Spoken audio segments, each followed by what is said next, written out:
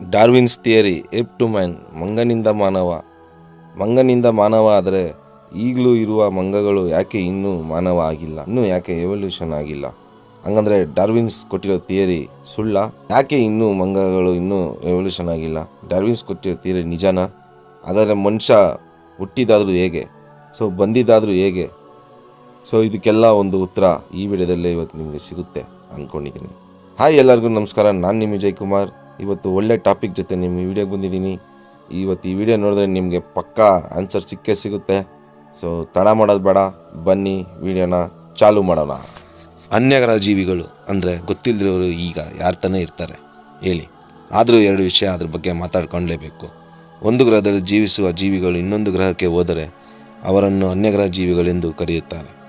ಅಂಥವರು ಒಂದು ದಿನ ನಮ್ಮ ಗ್ರಹಕ್ಕೆ ಬಂದು ಅವರ ಗ್ರಹದಲ್ಲಿ ಸೃಷ್ಟಿಯಾಗಿರೋ ಸಮಸ್ಯೆಗೆ ಪರಿಹಾರ ಹುಡುಕಿಕೊಂಡು ಬರುತ್ತಾರೆ. ನಮ್ಮ ಗ್ರಹವನ್ನು ಬಳಸಿಕೊಳ್ಳುತ್ತಾರೆ, ನಮ್ಮ ಜೀವಗಳನ್ನು ಬಳಸಿಕೊಳ್ಳುತ್ತಾರೆ, ನಮ್ಮನ್ನು ಗುಲಾಮಗಿರಿಯರನ್ನಾಗಿ ಬಳಸಿಕೊಂಡು ಅವರ ಗ್ರಹಕ್ಕೆ ಬೇಕಾಗಿರುವ ಪದಾರ್ಥವನ್ನು ತೆಗೆದುಕೊಂಡು ಹೋಗುತ್ತಾರೆ.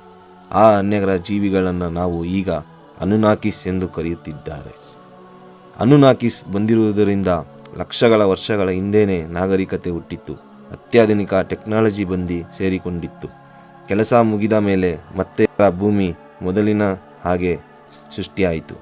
ಹೌದು, ಭೂಮಿಯಲ್ಲಿ ಸಿಗುತ್ತಿರುವ ಶಿಲಾಶಾಸನಗಳು, ಕತ್ತಲಲ್ಲಿ ಇರುವ ಗುಹೆಗಳಲ್ಲಿ ಗೋಡೆಯ ಮೇಲೆ ರಚಿಸಿರುವ ಚಿತ್ರಗಳು, ವಿಚಿತ್ರ ಚಿತ್ರ ವಸ್ತುಗಳು, ನಿರ್ಮಾಣಗಳು ಆ ಕಾಲದ ಇತಿಹಾಸ ನಮಗೆ ಈಗ ಹೇಳುತ್ತದೆ. ಅದರ ಲಿಪಿಗಳನ್ನು ಡಿಕೋಡ್ ಮಾಡಿ ಅರ್ಥ ಮಾಡಿಕೊಳ್ಳಲು ಇಷ್ಟು ಸಮಯ ತೆಗೆದುಕೊಂಡಿದ್ದಾರೆ. ಅನುನಾಕಿಸ್ ಅಂದರೆ ಆಕಾಶದಿಂದ ಬಂದವರು ಅಂತ ಅರ್ಥ. ಗುಹೆಗಳಲ್ಲಿ ಸಿಕ್ಕಿರುವ ಚಿತ್ರಗಳು, ಅತ್ಯಾಧುನಿಕ ವಿಮಾನ ಚಿತ್ರಗಳು, ವಸ್ತುಗಳು, ಚಿನ್ನದ ವಸ್ತುಗಳು, ಕೈಗಳಿಗೆ ವಾಚು, ಉದ್ದವಾದ ಗಡ್ಡ, ಬಲಿಷ್ಠವಾದ ದೇಹ, ತುಂಬ ಎತ್ತರ ಇದ್ದು ವಿಭಿನ್ನವಾಗಿರುವ ಮುಖರಚನೆ ಎಲ್ಲ ತುಂಬ ವ್ಯತ್ಯಾಸವಾಗಿದೆ. ಆಗ ಸಿಕ್ಕಿರುವ ಶಿಲಾಶಾಸನಗಳು ಆ ಕಥೆಯನ್ನು ಹೇಳುತ್ತಿದೆ. ಅದರ ಸಾಕ್ಷಿಗಳನ್ನು ನೋಡಿದರೆ ಬುದ್ಧಿವಂತ ಜೀವಿಗಳು ಭೂಮಿಗೆ ಭೇಟಿ ನೀಡಿ ಅಪಾರವಾಗಿ ಬೇಕಾದ ಚಿನ್ನವನ್ನು ಅವರ ಗ್ರಹಕ್ಕೆ ತೆಗೆದುಕೊಂಡು ಹೋಗಿರುವುದಾಗಿ ಎಲ್ಲ ಸಾಕ್ಷಿಗಳು ಹೇಳುತ್ತಿದೆ. ಅದಕ್ಕೋಸ್ಕರ ನಮ್ಮನ್ನು ಜೆನೆಟಿಕ್ ಡಿಸೈನನ್ನೇ ಬದಲಾಯಿಸಿ ಅವರಿಗೆ ಬೇಕಾದ ಹಾಗೆ ನಮ್ಮನ್ನು ರೂಪಾಂತರಿಸಿಕೊಂಡು ಬಲವಂತಗಿರಿಯಲ್ಲಿ ಗುಲಾಮರನಾಗಿ ಕೆಲಸಗಳನ್ನು ಮಾಡಿಸಿಕೊಂಡು ಅಪಾರವಾದ ಚಿನ್ನಗಳನ್ನು ಎತ್ತೊಯ್ದುಕೊಂಡು ಅವರ ಗ್ರಹಕ್ಕೆ ಹೋಗಿದ್ದಾರೆ. ಇದು ನಿಮಗೆ ಕೇಳ್ತಾ ಇದ್ರೆ ಶಾಕ್ ಆಗ್ತಾ ಇದೆಯಾ? ಹೌದು, ಶಾಕ್ ಆಗಲೇಬೇಕು. ಅತ್ಯಾಧುನಿಕ ನಾಗರಿಕತೆಯನ್ನು ಹೊಂದಿದ್ದರು ಮತ್ತು ಅತ್ಯಾಧುನಿಕ ಟೆಕ್ನಾಲಜಿಯನ್ನು ಬಳಸುತ್ತಿದ್ದರು. ಅವರು ತೊಳೆಯುತ್ತಿದ್ದರು. ಅವರನ್ನು ದೈವ ಮಾನವರೇ ಎಂದು ಕರೆಯುತ್ತಿದ್ದರು. ಇದು ಶಿಲಾಶಾಸನಗಳೆಲ್ಲ ನೋಡುತ್ತಿದ್ದರೆ ಈಜಿಪ್ಟಲ್ಲಿರುವ ಪಿರಾಮಿಡ್ಗಳು ಎಲ್ಲ ತುಂಬ ಹೋಲಿಕೆ ಆಗುತ್ತಿದೆ. ಅವರೇ ಇವರು ಎಂದಂತೂ ಕರೆಯುತ್ತಿದ್ದಾರೆ. ಹೌದು, ಶಾಕ್ ಆಗ್ತಾ ಇದೆ, ಎಲ್ಲರಿಗೂ ಶಾಕ್ ಆಗ್ತಾ ಇದೆ.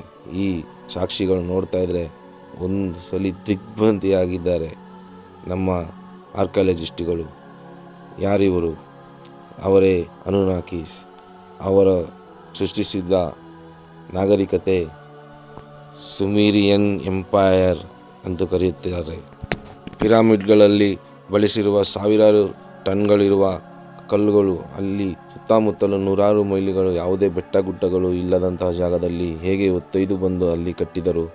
ಇದೆಲ್ಲ ನೋಡ್ತಾ ಇದ್ದರೆ ಅದರ ಕೈವಾಡ ಇವರದೇ ಆಗಿದೆ ಎಂದು ಧಾವಿಸುತ್ತಿದೆ. ಯಾಕೆಂದರೆ ಇವರು ದೈವ ಮಾನವರಾಗಿದ್ದರು ಎಂದು ಕರೆಯುತ್ತಾರೆ, ಇಲ್ಲ ಏಲಿಯನ್ ದೈವ ಮಾನವಗಳು ಎಂದು ಕರೆಯುತ್ತಾರೆ. ಏನೇ ಆದರೂ ಇಲ್ಲಿ ಸಿಕ್ಕುತ್ತಿರುವ ಸಾಕ್ಷಿಗಳು, ಅಲ್ಲಿರುವ ಪುಷ್ಪಕ ವಿಮಾನಗಳು ಸಾಕ್ಷಿಗಳನ್ನು ಹೇಳುತ್ತಿದೆ, ಕಣ್ಣಿಗೆ ಕಟ್ಟಿದ ಹಾಗೆ ತೋರಿಸುತ್ತಿದೆ. ಅವರೇ ಅನುನಾಕಿಸ್. ಈ ವಿಡಿಯೋ ನಿಮಗೆ ತುಂಬ ಇಷ್ಟ ಆದರೆ ಲೈಕ್ ಮಾಡಿ, ಸಬ್ಸ್ಕ್ರೈಬ್ ಮಾಡಿ ಮತ್ತು ಶೇರ್ ಮಾಡಿ. ಈ ವಿಡಿಯೋ ಪಾರ್ಟ್ 2 ಕೂಡ ಇದೆ.